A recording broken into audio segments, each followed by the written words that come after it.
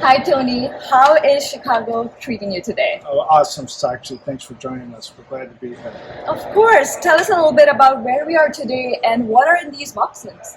This is one of several warehouses that Crane Logistics manages for us around the world.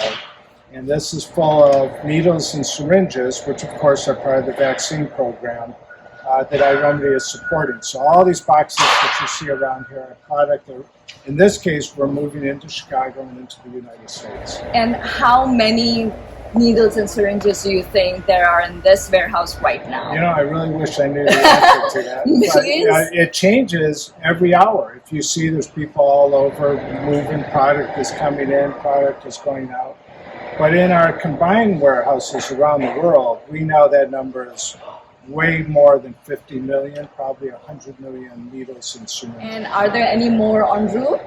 Well, there's coming out of our factories, we're producing every bit of maybe 100 million needles with syringes each week. And are they available for immediate shipping? Well, it depends on the client. So our primary client, of course, is the United States and therefore a lot of government-related projects. Mm-hmm. But we work with people all over the world, and it just depends upon availability. So some is available now, others is going to be backordered for a number of weeks. Right. Are there any different types of needles and syringes for the COVID vaccine needed? Well, there's all kinds of needles and syringes that are used. Some are what we'll refer to as a safety needle, others are conventional needles.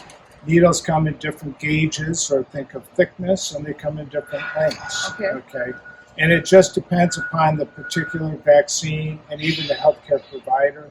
The age of the patient, the condition of the patient can affect that. And then separate from the needle, you actually have the syringe. You can think of that as the little plunger part that pulls out the vaccine. And there's different sizes and configurations of those as well. How do you feel about your part to help with the COVID-19 vaccination? Well, really it's the team at iRemedy working with our partners around the world, including Crane and others. It's actually very exciting to see this effort, which is really a government, private industry cooperative, and just see great American people working very, very hard to pull off a massive manufacturing, logistics, and delivery project around the vaccine.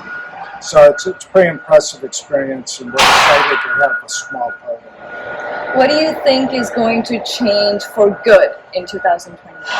Well, clearly the vaccine is getting out. That's exciting, big news. We're already seeing the impact of it, and that's going to have a real positive impact, obviously, on opening the country, but also the world back up, which would be a very great thing. We're happy to get that done. And finally, tell us one thing you want the frontline workers that are watching this video right now.